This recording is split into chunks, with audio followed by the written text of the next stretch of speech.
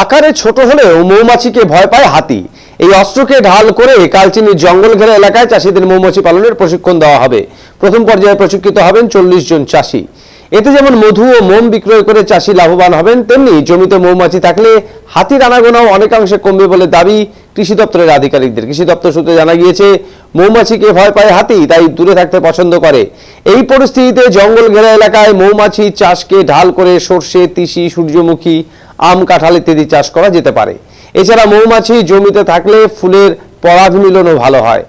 এ বিষয়ে আলিপুরদুয়ার মহকুমা সহ কৃষি অধিকর্তা প্রশাসন রজত চট্টোপাধ্যায় বলেন, হাতি বরাবরই মৌমাছির গুঞ্জন থেকে দূরে থাকতে পছন্দ করে।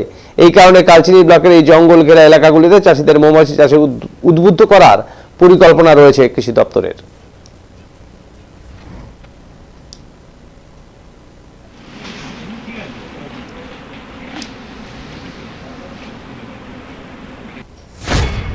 মৌমাছি চাষের ফলে মৌমাছি প্রকৃতির একটা উপাদান, তো তার ফলে প্রকৃতিতে যে সমস্ত ফসলগুলো থাকে, সর্ষে, তারপরে যে কোনো ফসল যেটাতে ফুল তৈরি হয়, তিসি, মাঘা, সূর্যমুখী বা সব রকমের ফসল যেখানে ফুল তৈরি হয়, সেই ফুলগুলোকে পরাগ মিলনের জন্য মৌমাছির একটা খুব গুরুত্বপূর্ণ ভূমিকা থাকে।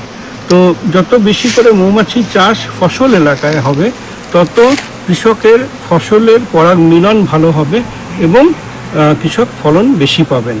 আর তার সঙ্গে এই যে মৌমাছি চাষ হচ্ছে, এই মৌমাছিগুলো যে মধু তৈরি হবে, সেই মধু থেকেও কৃষক একটা অতিরিক্ত উপার্জন, মধু, মোম এগুলো থেকে অতিরিক্ত উপার্জন পেতে পারবেন। আর বনের এলাকায় যেটা সুবিধা, ফসল বাদেও অন্য সময় ফরেস্ট এলাকায় বিভিন্ন রকমের গাছ থাকে, সেটা ফলের গাছগুলো থাকে, তাদের যে লিচু, আম বা অন্যান্য যে ফলের গাছগুলো থাকে, তাদের যে থেকে যে মধু পাওয়া যায়, সেইগুলোও মৌমাছিরা আহরণ করতে পারে এবং সেটা তারা নিজেদের কাজে লাগাতে পারে এবং সেক্ষেত্রে সেগুলোরও ফলন বাড়তে পারে। বন্যপ্রাণীও তো অনেকটা আটকানো যাবে।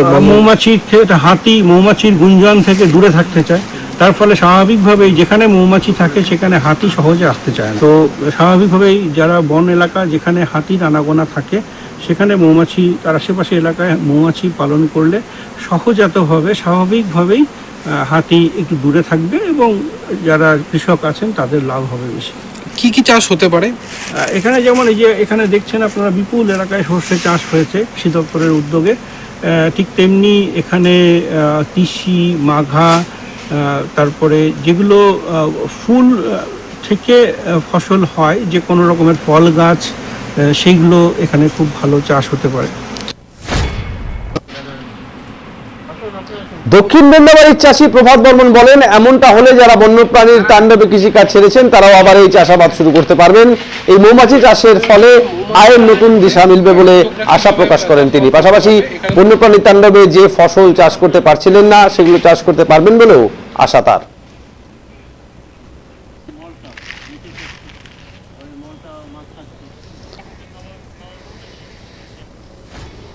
চাষের পক্ষে একটাই লাভজনক হবে যে এই সরষা যে এখন ফুল আছে আর কি, ফুল তো ওই পরাগটা ভালো হবে মৌমাছির ইয়েতে আর কি। ওরা তো প্রত্যেক ইয়েতে সরষা খেতে ঘুরে বেড়াচ্ছে, পরাগ রেণুটা আর কি ভালো সংযোগ করবে আর কি, তাতে ফলনটা ভালো হবে আর কি সরষা।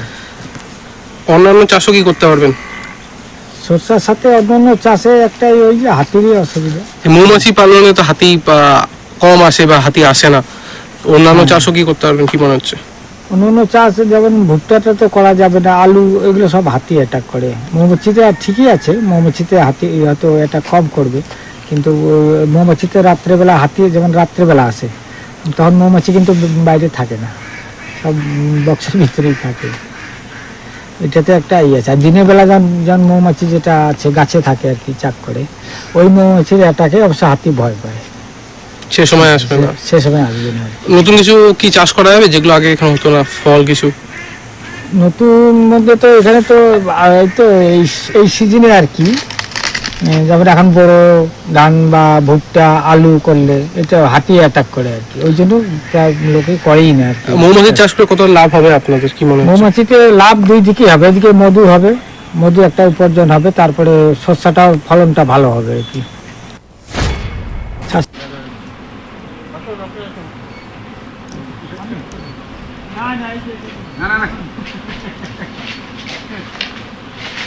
এটা হবে হচ্ছে যে মৌমাছি পালন করে কৃষকরা